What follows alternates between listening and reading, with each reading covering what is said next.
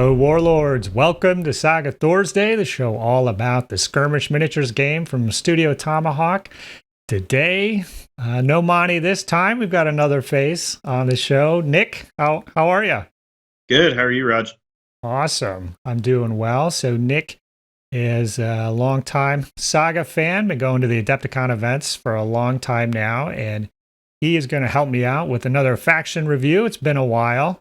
And what faction are you stepping up here? We're talking about the best faction in the game, honestly. Anglo-Danes. Anglo-Dane. So these guys have been often requested, and you actually pinged me a while ago offering to do one, and I kind of turned you down as I was busy with stuff. But we are circling back around to these, so it's long overdue, and I thank you for stepping up and offering to do it and being patient and waiting to join in. So we actually, we'd be remiss not to bring up your dad, Mike. He did the Vikings review, so I'm assuming there's probably been some Anglo-Dane and Viking skirmishes in the household from time to time. All right, so we're just going to jump right into it. So for the Anglo-Danes equipment options, the warriors are your plain old guys. You have levies with bows or slings, hearth guards, just regular or heavy weapons, and the warlord is just stuck with the heavy weapons. So do you need to take hearth guards with this warband, or do you like to take them? I particularly like hearth guards. I know other people don't, but just with some of the abilities, having that extra resiliency with that unit is pretty sweet. I think a block of 8 hearth guard is pretty great with this faction. All right. And now, are you taking the heavy weapons or the hand weapon shield? I think it depends on your matchup and your opponent's warband. Okay. Sort of. If there's like a lot of Jav Cav, you want to be able to close ranks and stuff. But if they're kind of just foot slogging with you, Dane axes are better generally. Oh, good. Yeah, that's interesting. That's good to hear. That you can get use out of both. And yeah, if the Jav Cav, maybe the Normans are coming at you, you might be encouraged to go the hand weapon shield route. So awesome. That's great perspective. Now, will you include a unit of levies in your force typically? Yeah, typically 1 point of levy, 2 to 3 points of hearth guard, and then fill the rest out with warriors is kind of my build. Okay, cool. So as far as faction reviews go, I have played the Danes quite a bit in an event. It's been a couple of years now, but I didn't use levies at the time. But after playing an event, I thought you just need some shooting to keep them honest, so to speak, if they have a unit of their own shooters or some cav. I think like cavalry faction matchups are particularly not great with the Danes, and so taking a unit of bow levy will definitely make them kind of push you. Awesome. Now with the new half point options, would you like a 6-point hearth guard? Would you prefer that over an 8? Yeah, I've thought about that a lot, actually. I think I like the 8 because it really just, lets your opponent know what's up. Yeah, definitely. And it kind of puts a big target on that unit, and the board really wants to do one combat every turn. And so I think having like that big unit that makes your opponent have to deal with it, or they're gonna lose the objective of whatever scenario you're playing, is definitely beneficial. Awesome. Yeah, I'm kind of torn on that as well. It's kind of like what you say, like the Danes like kind of want to paint a target on themselves and say, "Come on, bring it in." Like they kind of really need you to kind of come bring the fight to them. It is a king of the hill faction for sure. Because you don't necessarily have abilities, activation abilities or efficiencies with activations. So if you kind of have to go get them, every move is going to be a dice. And so if they can come to you, come on, I got 8 Hearthguard here. What are you going to do about it? Come on, I got a lot of points here. Bring it. So that's a great point. So awesome. So we're probably going to have some Hearthguard in our list. Unit of levies. Let's take a look at the battle board. Up top, just the usual stuff. And down below, though, we're looking at the first ability, Noble Lineage. Probably something that gets used every turn. This is an orders ability. Any dice will do. Turn one of your inactive Saga dice to show a face of your choice, or re-roll as many of your inactive Saga dice as you want. And if you use a rare, resolve both effects. So you probably have a few things to say about this. I'll let you start it off. I don't think I've ever taken a turn with Anglo-Dane where I didn't activate Noble Lineage. Yes. It's that good. The sort of trick, if for y'all out there, is you spend like a common or an uncommon to change one of your other commons or uncommons to a helm, and then you can immediately activation pool it. And so it's a free reroll 2 dice, basically. Correct. Yes, at the least. At the least. And then sometimes you get to, get that second rare for some of your other dice hungry abilities. We'll talk about Exhaustion later, and that's kind of usually how you activate that. And then if your roll is real crap, you can just, fully send it back and roll again, which is nice.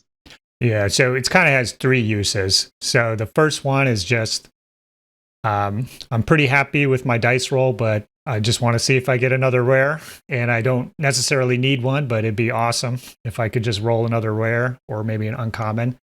And so you kind of do that move that you just said.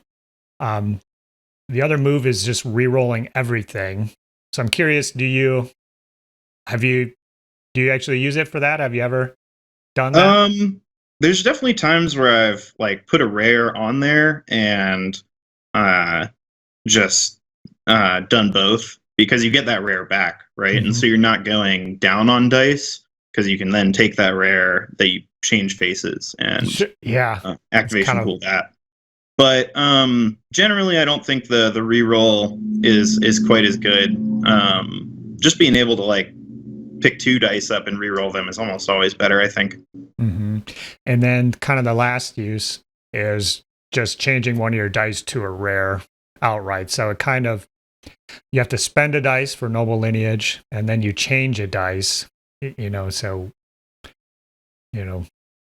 kind of cost 2 dice if you're looking at it that way in some ways. But so will you do that to hit? Yeah, absolutely. I mean, there's some powerful.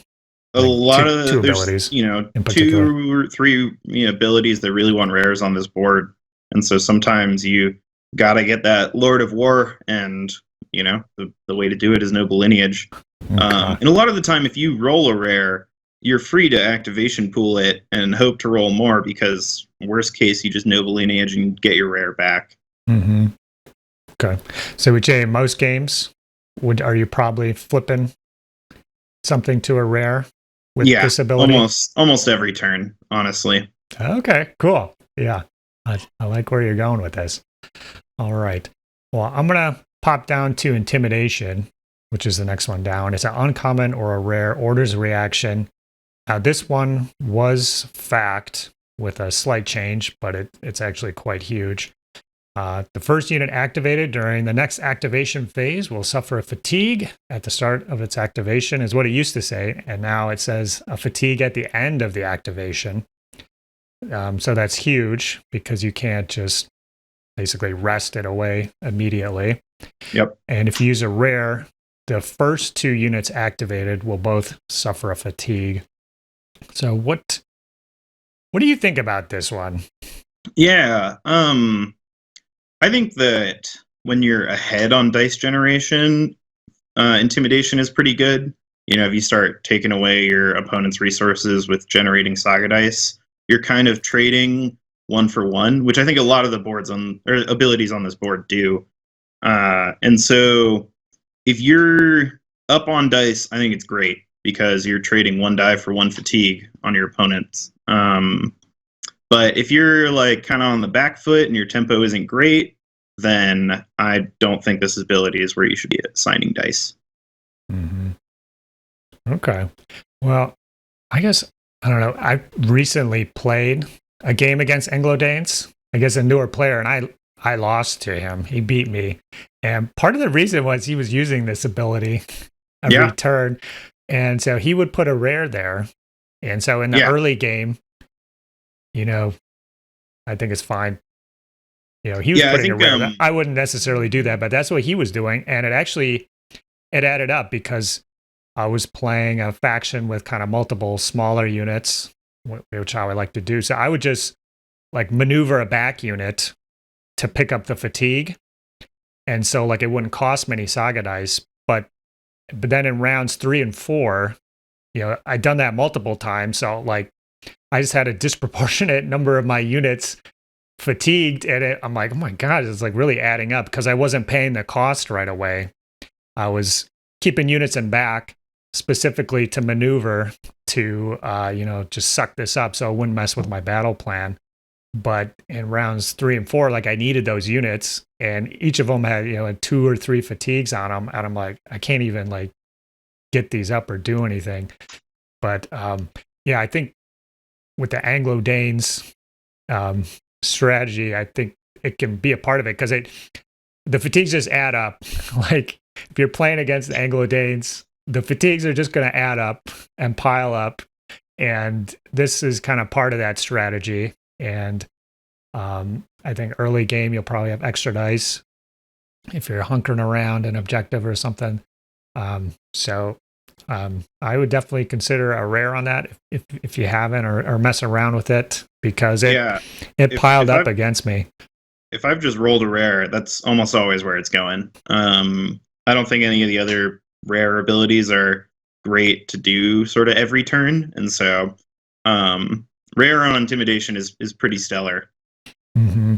Yeah, I'll have to get some more games in with these guys to see like if I would specifically flip Noble Lineage to get the rare to do Intimidation. I mean, this is one where it's better in later turns, obviously, as they have less Saga dice and less units where they can, you know, kind of activate a unit that's not part of the main line just to get rid of this and move on with the rest of their turn. Yeah, and it's good if you've killed the enemy warlord too. Removing their free activations for the turn makes this. Yeah. So they got better. to spend a dice on top of it. Yeah. Awesome.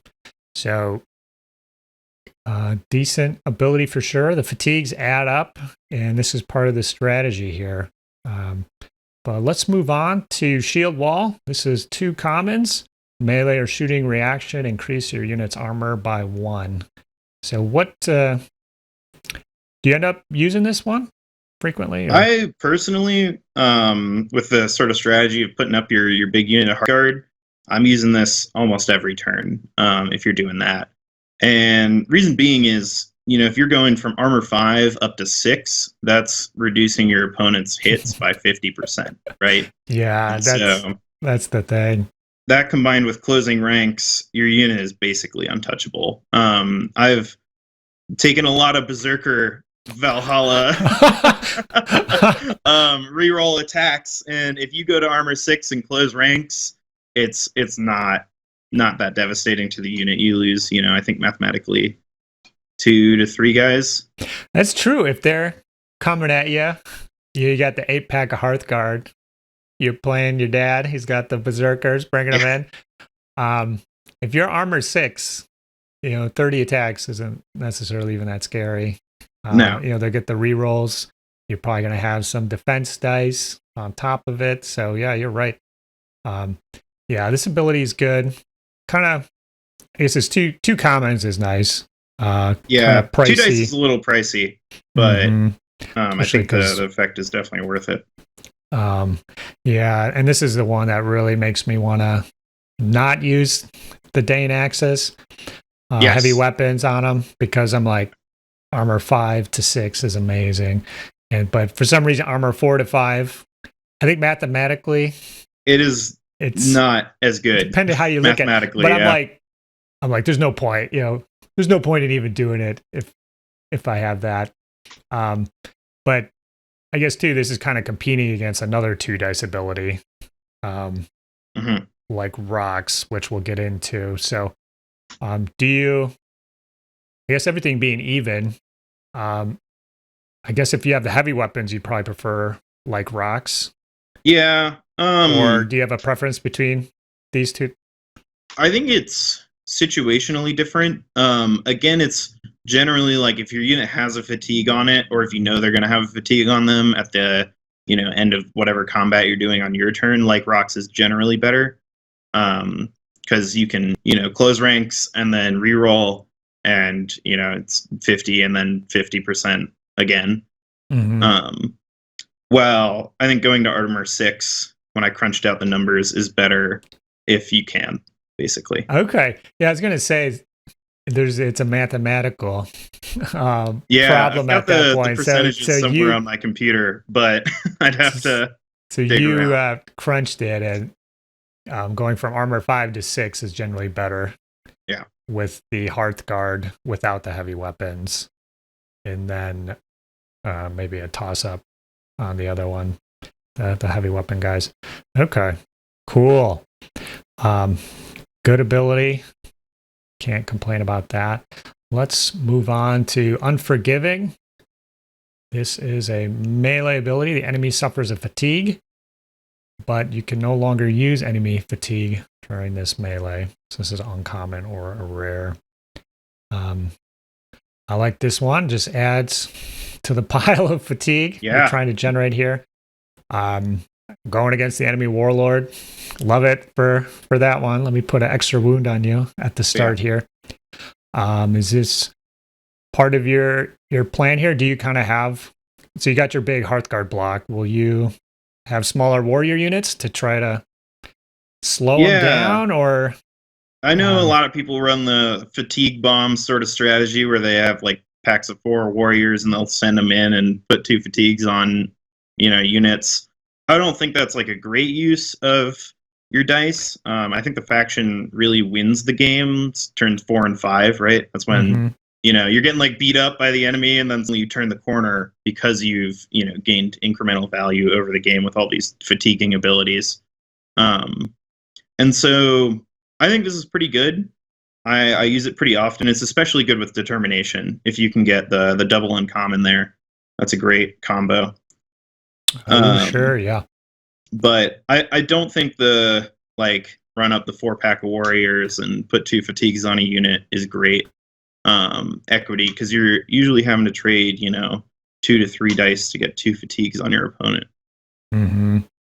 Yeah, I agree. So the Danes, kind of like we mentioned, they don't have a lot of activation ability at all. So you're spending a dice for each one of those. And then 2, you're there's a few abilities which will buff your attack. We're going to get in one next, but you really kind of need bigger units, in my opinion, to dish out the damage, and having little smaller units. I love running smaller units when I can, but that Danes just aren't one of the factions that I think that's super viable. Yeah, your dice economy is not great with this board, and so a lot of the time I'll split up a unit of warriors into 2 4s and just kind of hide them in the backfield. Okay. Just to help out that dice generation. But otherwise, I'm not taking any less than 8 if I'm looking to go into combat with them. Okay, sounds good. Well, let's get to one of those abilities that'll give us some attack potential. Crush the Weak, common dice. If the enemy unit has an armor of 3 or less, gain 4 attack dice or 4 defense dice. And what do you have to say about this one? I think pumping out a ton of attack dice is kind of tough with this faction. And so chewing through, if someone takes like 2 points of levy or big packs of warriors, if they're on like Anglo-Saxons or something, this ability is great. But then there's a lot of games where I never use it. I know. So it's armor 3 or less is is enough that your opponent might change out their unit selection specifically. So you kind of can be winning. So I played Yam's Vikings against Anglo-Danes, and Mhm. last time I played, I took the heavy weapon warriors, so I was armor 3 because that's what I usually do. And then, Yeah. one turn in, I'm like, oh no, like why did I do that? Now, every combat, he's getting 4 Yeah. extra defense or attack, and I'm like, oh, that completely worked against me. So you're right. It'd be awesome if every unit you were going up against was armor 3, Yeah. from the outset. But it is important to note you can use fatigues to reduce your opponent's armor and turn this on. This is one of the abilities. But then you can get in a little tug of war too. If you have a fatigue, they can bring it back. So there's a sequence of events that has to occur, which means you can't always necessarily count on it. And then if they are like a Hearthguard type army, then it's really tough to pop this one. Because you got to use 2 fatigues the outset. But whenever I get to pop this, I always go for attack dice. Do you go for the defense dice ever? I mean, like maybe against some heavy weapon warriors, but it's almost always attack dice, so you can start chewing through levy or that sort of thing. Mm-hmm. Awesome. Yeah, I agree. All attack, baby. Because you're probably using, half the time you'll be using a fatigue to take their armor down. So if you're taking it down, you might as well punch harder. Yeah, maximize those hits. All right. Let's get to Exhaustion here. Signature ability of the Anglo-Danes, you would say. 2 rares. Orders ability, and I think it does live up to the double rare. Not all of them do, but I would say this one probably does. Choose 3 units. Each one suffers a fatigue. This is orders, so it's on your turn. So it's the beautiful place the fatigue down, and then you can capitalize on it on your own turn. What do you have to say about this one? Will you? When you need this? You're activating it, it is backbreaking for your opponent at times. A lot of the time, opponents will have a deactivation to charge into your unit, and then after the combat, they've got 2 fatigues sitting on them in the middle of the field or whatever, and you play Exhaustion, and they're exhausted, and you just absolutely can. This is kind of how you catch up with those mounted factions or those, shooting factions that want to kind of keep away from you. Oh, sure. Yeah, true. So like Welsh, if you don't want them to scooch away, you can pop this one. So a lot of this, like the activation reactions on Normans and that sort of thing. You can throw fatigue on them and then reduce them to S, so you can actually in and start beating them up. Awesome. So this is probably situational, but it's turn 3 or 4. The battle lines are about to clash. You rolled 1 rare. Do you use Noble Lineage to get the second rare? How important is this ability for you and your battle plan? Yeah. In that situation, are you going to flip it to the second rare? So, at that point, you're trading 3 dice for 3 fatigues, which is still, a fine conversion rate. I think about sort of it.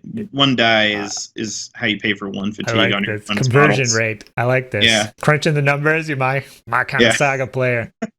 And so I think that if you are ahead on dice and you're sort of ahead on your like actions that you can take in a turn, which is kind of like your tempo, then I think it's great. And if I am rolling 7 and my opponent's rolling 6, I'll absolutely trade 3 for 3 on that.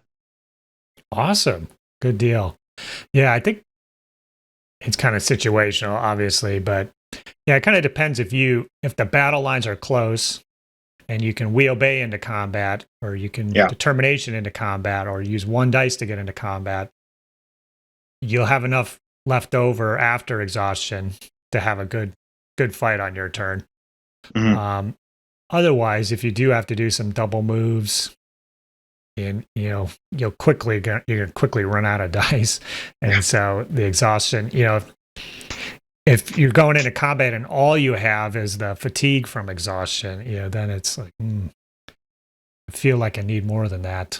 I don't know. And I think a lot of the time you want to be able to get within M so that you can start instigating combats with Anglo-Danes. And so sometimes if, like, I'm just out of M and can't charge, I'd have to double activate to get in.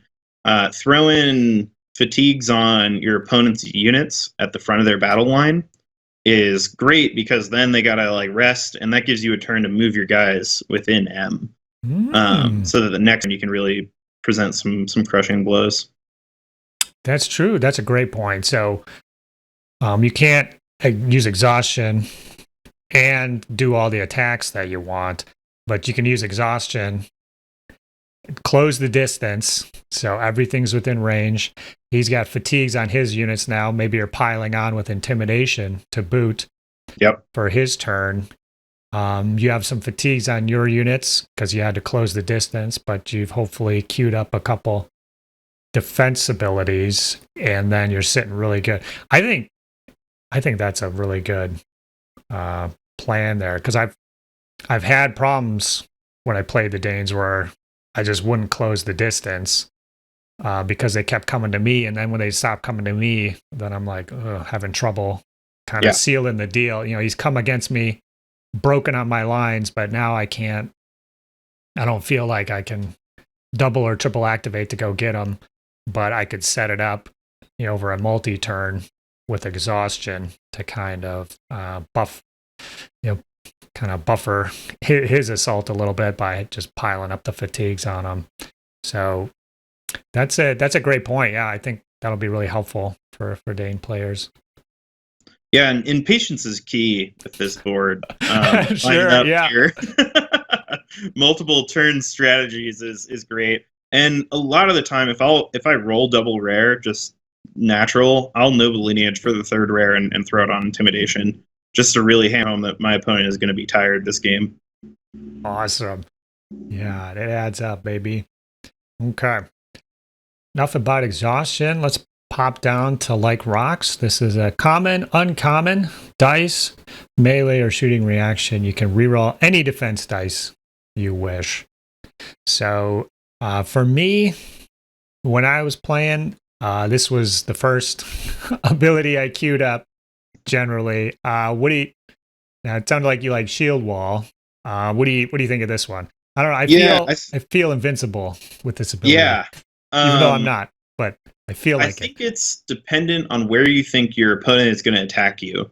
Okay. If they need to gun for your Unit 8 Hearthguard or your big block of guys, that you can then, if you've captured an objective or something, or you're standing on the bridge in the crossing scenario, then Shield Wall is better. But if you're sort of baiting them to charge warriors, then like rocks is great.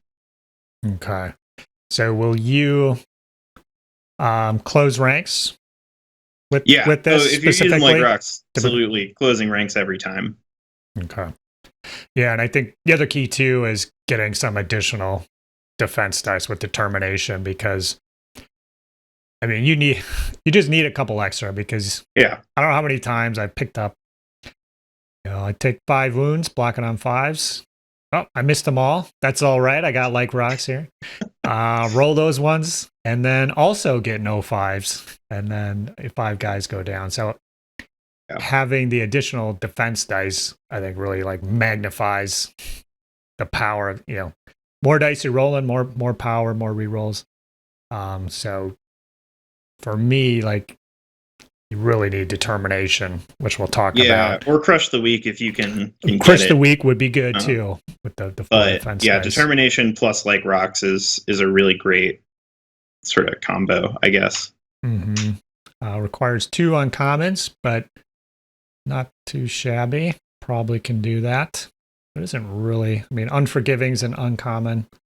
Intimidation. I guess there is some competition there, but the board does like uncommons for sure. But you can find the room for it, especially with noble lineage. You can reroll commons super easy. And I guess, and you know what? If I can't get determination, like if I only have one uncommon, I actually might go shield wall. If I can't do determination and like rocks, then I would just go shield wall, I think. What do you think of that? I agree. Yeah, I think like rocks, you really need the extra defense just to make it the sort of like I'm untouchable that you want it to be.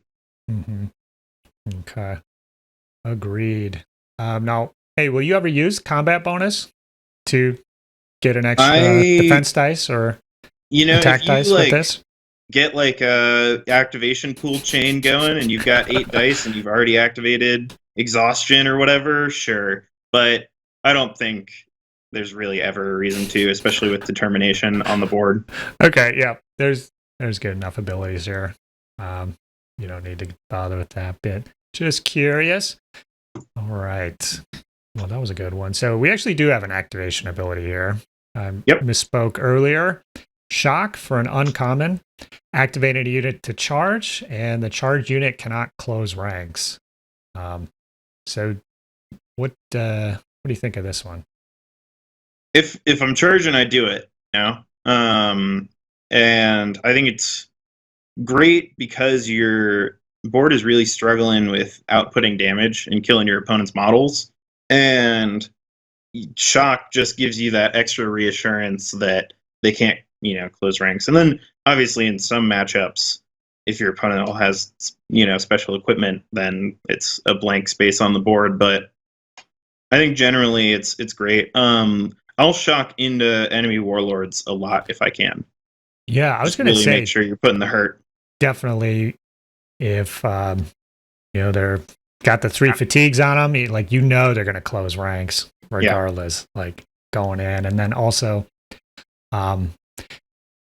certain factions probably won't really need to close. Scots or something are annoying when they close ranks. So this is a good anti-Scot ability. Or it's the mirror match breaker too.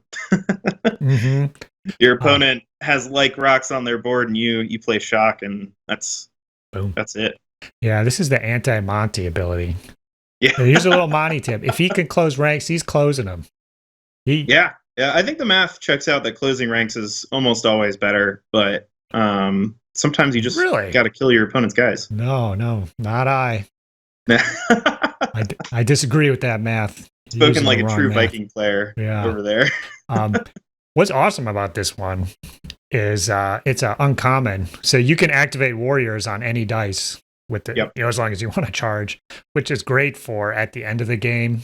And if you play a lot of Saga, this probably happened to you, where you've got a couple units of warriors at the end of the game. There's the objective there. All I got to do is charge that unit, and I'll win. And sure enough, you roll all uncommons, and you can't even activate your warriors. So this is a little insurance. And the other thing that's cool about this is anybody can use it, so you kind of have some flexibility in what's going on. You don't have to queue up warriors specifically. You don't have to queue up the Hearthguard.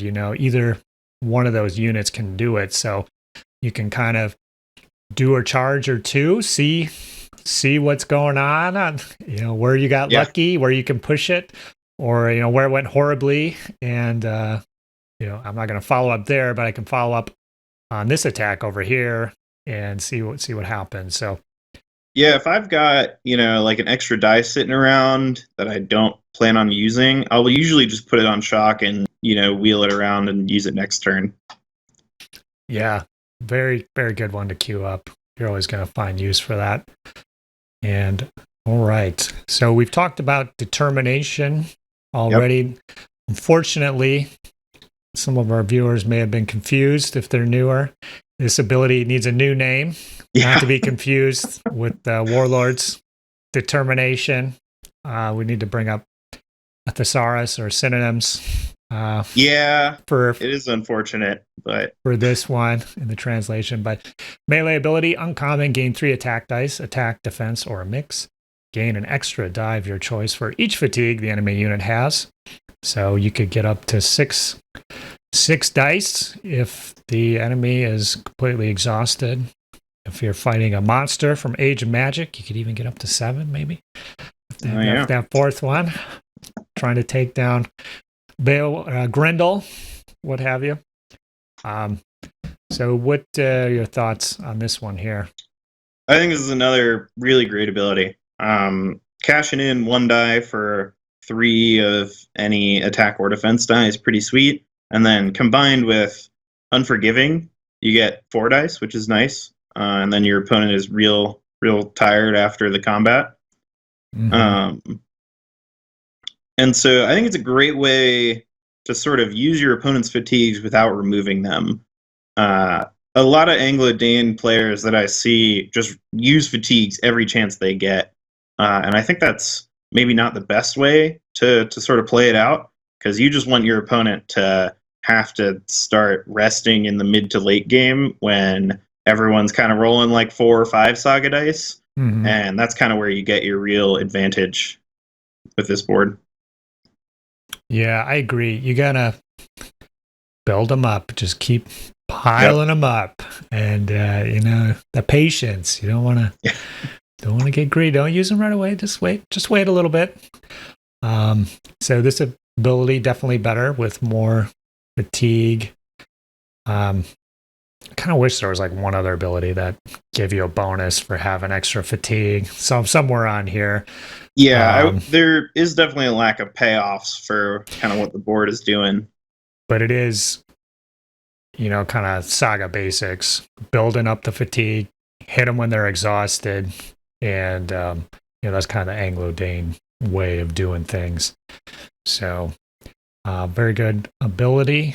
And let's move on to the big one right here. I love playing an aggressive warlord. So if you like an aggressive warlord, there's maybe 1 or 2 other factions that can do it just as well, but like Dex IE is the only ability that's kind of on par. I'm thinking the Norsgales board too. Oh yeah, they have a couple different tricks they can do, but they have like almost a very similar ability to this as well. Yeah. So this is a rare. It's an activation ability. So don't get confused. It's not a activation itself. That just means it's played during the activation phase. So you can remove all the fatigues from your warlord. His armor is 6 until the start of your next turn, but you can't activate your warlord again. But that's fine because you had 3 fatigues on him anyways. He was exhausted from mopping the floor with some fools, and now he's cleared, he's fresh, and his armor's 6 until the start of the next turn. And so I guess one thing to clarify, he is starting armor of 6, and with the heavy weapon, it reduces his armor to 5. So there's could be some confusion there. It doesn't specify actually in the Lords of War section, but the Norsgales, I said, have a almost identical ability to increase the armor to 6, and it specifically mentions if you have the heavy weapon, it reduces it there. So there's definitely been some thought from me on which way to play it. I usually play it that your opponent's hitting you on 5s because you've got the heavy weapon reducing. Yeah. So the Norsgale ability is almost identical and basically specifies it, where this one didn't specify it. It probably should have, but yeah, I'd love to see a FAQ on that just to be sure. It could use an FAQ. The wording on the heavy weapon, it's not a silver bullet necessarily on it, but at any event that I play, that's how I would, as a TO. And I think it's still really good. Definitely gives them that extra pep. So, what is this part of your battle plan here? Is this cream on the top, or are you trying to make this happen? I'm using my warlord a lot to sort of mop up, basically. When there's like 2 Hearthguard left, or they've got a big unit of levies that you need to take down so that you can, push the offense there. And this lets you charge in with your warlord twice and really make sure that you're getting in and getting the unit you need removed from the table, and then just not worrying about him dying next turn, basically. Mm-hmm. Yeah. So this ability, couple of thoughts. So I think this ability is so good that you do want to be aggressive with your warlord, and you do, things don't always work out. So having the Hearthguard there nearby you know, if it makes a difference, you know, if they can just sneak through the one wound, you know, and it's just going to go to the Hearthguard, you know, that kind of changes things. Where just sneaking through that one wound isn't going to do it. You know, you kind of have to pile them on to make the math work out, where they just pull the warlord rather than shunt the wounds over to bodyguards. So I think it makes you want to take the Hearthguard. So I think, you know, like we were saying, that's the right call. Yep. This is the ability that playing against Anglo-Danes always catches me out, because the Danes can be predictable. You know, they're not going to necessarily strike out. It's not really a tricksy faction. You know what they're doing every turn. But with the warlord, this it makes him, you know, he becomes the wild card, because he can double activate. He's got the Dane Axe, dish out a ton of damage, and then at the end of it, he's basically safe and alive and ready to go, and even harder to take out. So it's not like you're launching an attack and now your warlord's exhausted and he's going to die next turn. You know, he launched the attack, he killed a bunch of stuff, and now he's fresh and he's even, you know, he's ready to go for next round. Yeah, and I think this is a great ability if you have a window to sort of bait your opponent's warlord with presence too. Oh yeah, maybe. A lot of the time, that's how you'll sort of negate their warlord's free activation by putting your guy out there with, you know, a little pack of Hearthguard or something, and forcing them to either charge him or not activate, basically. Mm-hmm. So when I play the Danes, my first rare actually goes to Lords of War, and I queue it up because you got to be, you know, when the opportunity strikes, you know, the wild card, he needs to get out there. So do you do the same thing, or are you? I don't find myself queuing it up too often, because you can always noble lineage if you really need the rare that turn. Okay, sure, yeah. But if you've got the extra rare turn one and you're not using it anywhere else, I'd totally put it on Lord of War. Mm-hmm. Yeah, that's a great point about noble lineage. If you can get this every turn as long as you have, and I think noble lineage is the real powerhouse of the board. 2 Saga dice, yeah. Getting the dice you want when you need them is really powerful. Mm-hmm. So yeah, you can't count on the exhaustion necessarily because you need the 2, but everything else, if you need one ability for one turn, you got it. Yeah. Unfortunately, like rocks, I think you need 2 uncommons, so you can still be flustered there sometimes because you want determination to go with it, but Lord of War is going to happen every time, and I think you gotta take use of that ability if you want to win games with the Danes. I don't know. What do you think? If you don't use this one, can you still win games? I go through plenty of games winning with Danes without Lord of War, but I think the games where I do and it's effective are a lot less close. Mm-hmm. Okay, cool. So we've gone through all the abilities here. And is there some overall framework here? We've talked about piling, the fatigues. Is there anything overall you want to speak to there? Yeah, I think just general sort of movement-wise, a lot of new players will kind of just turtle up in the corner with Danes. While I think that they're a real good, like, aggressive faction with defensive abilities, if that makes sense. Pushing up onto your opponents and making them fight you in situations that they don't really want to be in, basically. You want to force your opponent to charge you so you can close ranks, and the best way to do that is getting up in their face and, you know, kind of taunting them almost. I always imagine, you know, the Anglo-Dane Hearthguard yelling some insults. There should be a taunting ability for the Danes. The Welsh, they shouldn't. It's not right with the Welsh. Move that one to the Danes. Oh yeah. And so definitely if you're playing an objective scenario, which I think most Saga players should be. They really shine at getting up there, getting on the thing you need to take or in your opponent's face and not losing guys, basically. You're kind of like early game, just trading up by half Saga points or quarter Saga points, or sorry, like roster points.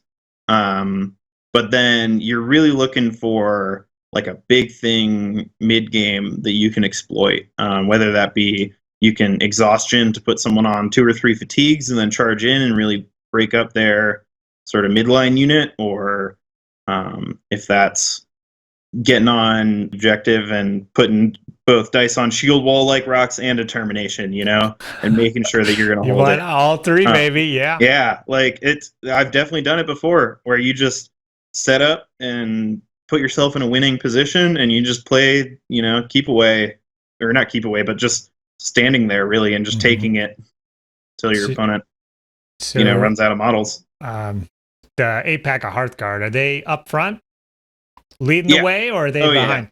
Yeah. Okay, yep. Yeah, I'll usually keep the 8-pack up front, and then my Warlord will sit with a 4-pack of Dane Axes usually. And I use the Dane Axes kind of like sort of Viking Berserkers, right? You play them real close to your chest, and then on the big turn where you need it, they shove in, and they're really good at wiping out units of levy and stuff. Oh, nice. If you can put it there, it's important to note that with heavy weapons, you can hit on ones. That's right. The auto hits. Well worth it. Against levy, you can crush the weak if they have a fatigue on them, reduce it, and then just get your 12 hits. Yeah, it's best to avoid the dice if you can. So, auto misses, auto hits, very juicy. Yeah. Gotta love it. Yeah, so that's right. I think you did mention sometimes you take 3 points of Hearthguard. So you have an 8-pack with the shields, and then a 4-pack hanging back next to the Warlord. And and recently I've been playing a list that has 4 points even, and going up to 2 points of Dane Axes, and experimenting with that. And 4-packs? Or another 8-pack? Yeah, the big 8-pack and then 2 little 4-packs. Okay. And then that gives you sort of like some real counterplay to double activating your Dane Axes into your opponent and messing stuff up. Yeah, it's interesting. Yeah, I'll have to think about that. I think having a 4-pack of Dane Axes, especially against, I think probably more experienced Saga players, like that is like a good target unit if you put them out. Yeah. Where the opponent is like armor 4, those guys are vulnerable. I'm going to go in. But if you have your defense dice abilities ready to, come on, like let's roll some dice, baby. You think you can take them? Sometimes they have sacrificial lamb too, you put them out just outside of S of your big 8-pack, and your opponent, sends in their mounted cavalry or whatever, and then you can kind of make a good counterattack. Cool. Well, I'll say one additional thing. And so I mentioned my loss to the Anglo-Danes. I was playing Age of Invasions faction. I was using the Saxons for fun, so maybe not a great matchup. But what he was doing, so he's kind of a newer player. And so he was using Intimidation every turn with a rare, putting 2 fatigues on. Maybe one turn he used Exhaustion 2 as well, if you had the rares to play with. But one thing that he would do is he didn't follow the Saga rules. He didn't rest his guys. He would just keep going. He would keep fighting. So so I'm not getting a break because he didn't use any of his dice to rest. He just kept activating his warrior units. Like if they went in with a fatigue, he wouldn't rest. He would just charge in. And so I would get the fatigue. And so, he were kind of matching me tit for tat in a way, but, we had Exhaustion, Intimidation, Unforgiving on top of it. So even though he was getting fatigued, I had everything else on top of it. And so he was winning the war there by not giving me a break by spending his dice to rest up. He So I think maybe kind of having that mindset, or knowing that's an option, where just go in with a fatigue. They'll have a fatigue or two. So what? Don't give them a break. Don't let up. Yeah, absolutely. Again, don't hide in the corner or hide in the backfield. That's not how this faction is really where it shines. I see a lot of battle reports where people, hide with their Anglo-Danes, and then your opponent gets to choose the terms of engagement. And so I think the board is really about pushing your opponent into a place where they don't want to be, getting all their units pretty tired, and then taking advantage of it. Yeah, and we mentioned it before, double move to get into range.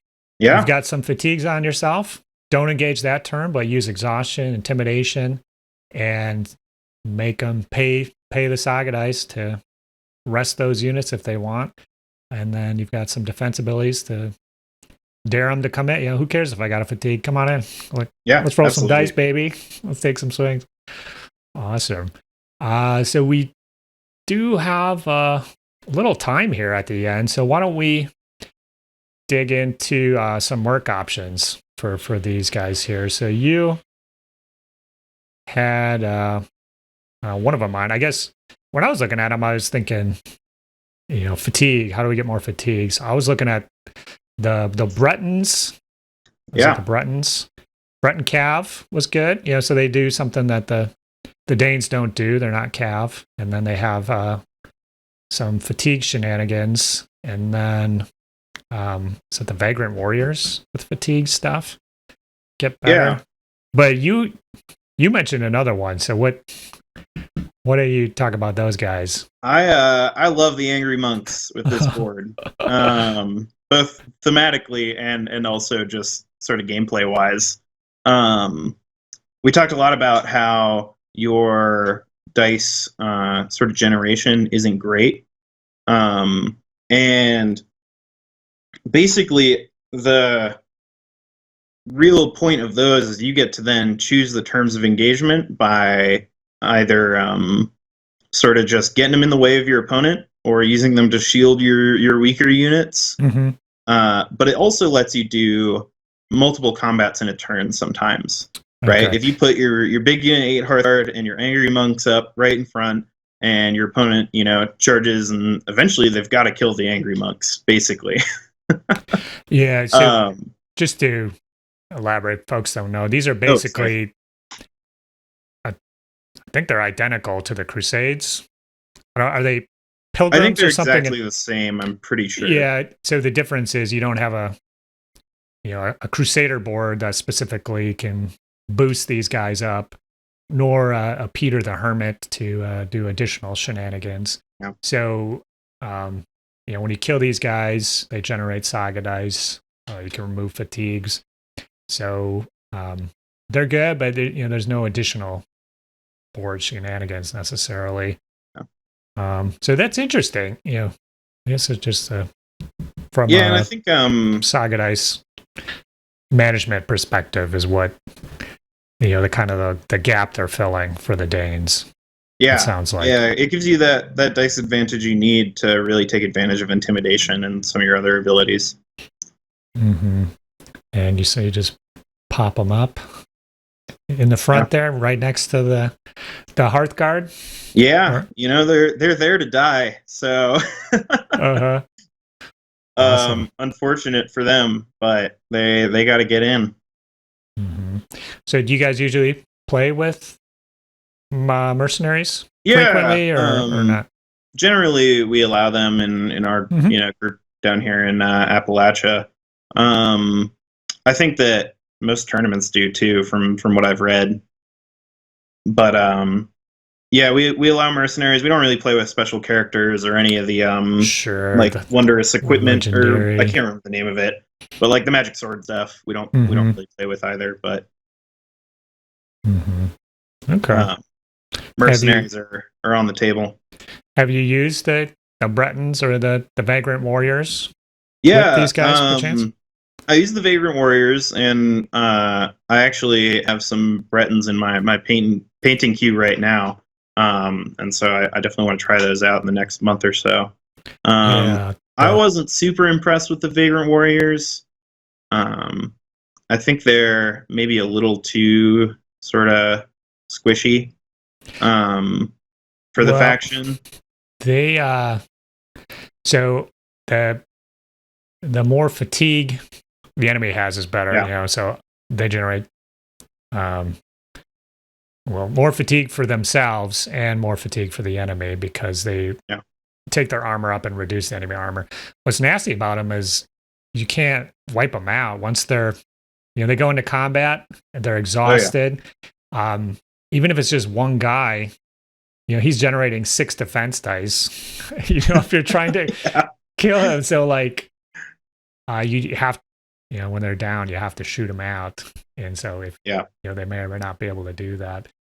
Also, I play a lot against Normans, and so they're they crossbows and levy, and so that might also be affecting my. They wisely stay away from them in combat. Yeah, and then the Bretons are nice. If they shoot and hit, it puts a fatigue on the enemy. So just more, you know, kind of part of your battle plan and having some cav. Yeah, I think they're probably pretty good. A lot of gameplay and against factions that you normally kind of struggle against. Mm-hmm. I think the Gaul could be good as well.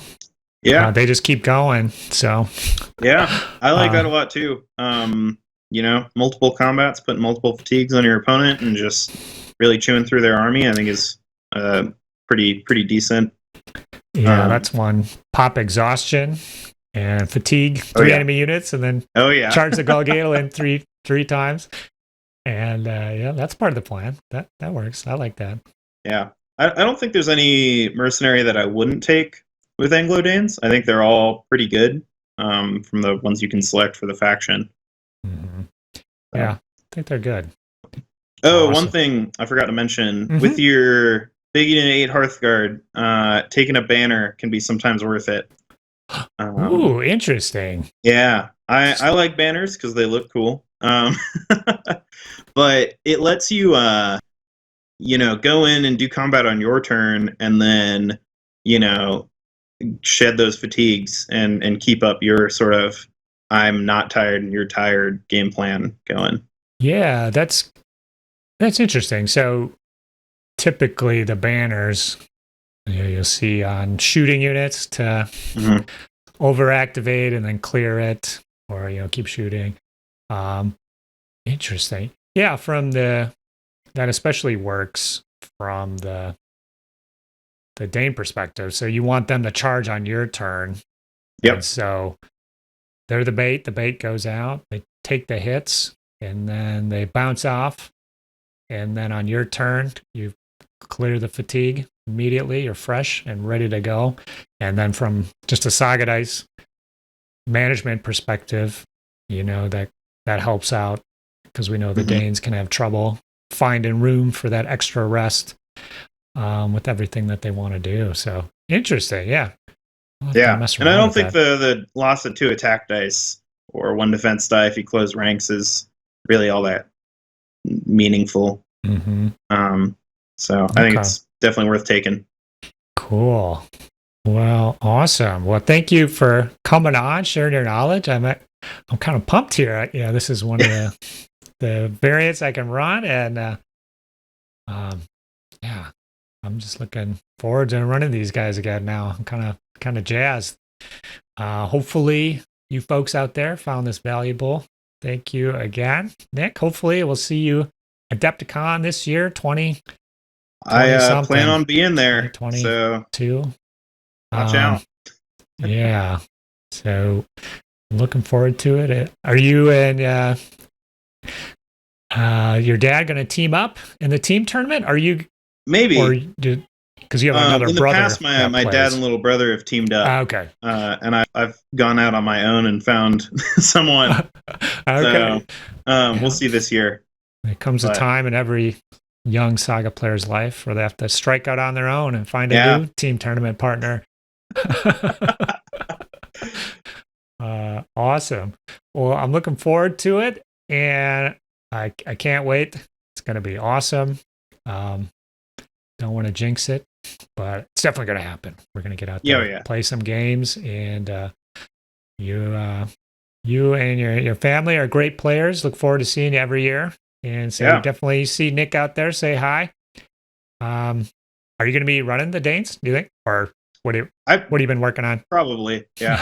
All right. Yeah. It's the faction I like. Okay, so it's like one of your favorites then. Or absolutely. Favorite. This is my Dark Ages faction of choice. I like Pagan Risk too. Kind of very similar vibe, but I'll be rocking the Danes for sure. Awesome. Now, actually, I will say, so I think you wrote out like an Anglo-Dane, kind of like a strategy guide. Do you still have that? Yeah, I've got a primer that I can send you so you can throw in the description. Yeah, please send that. I'll link it in the show notes. And that's another good resource, maybe reiterating some of what we said, but there's probably a couple nuggets in there I'm sure that we probably didn't touch on. So and I'm in the Discord as well, so feel free to at me on there with questions. Oh, cool. What's your Discord name? I think in there it's just my normal name. If it's not, I'll change it. Nick Mihalis. All right. Awesome, Nick.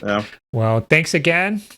Folks have any questions or comments about what we talked about, post below in the description, and we'll get back to you. But otherwise, we'll catch you on the next one. Thanks, guys. Bye-bye. Saga!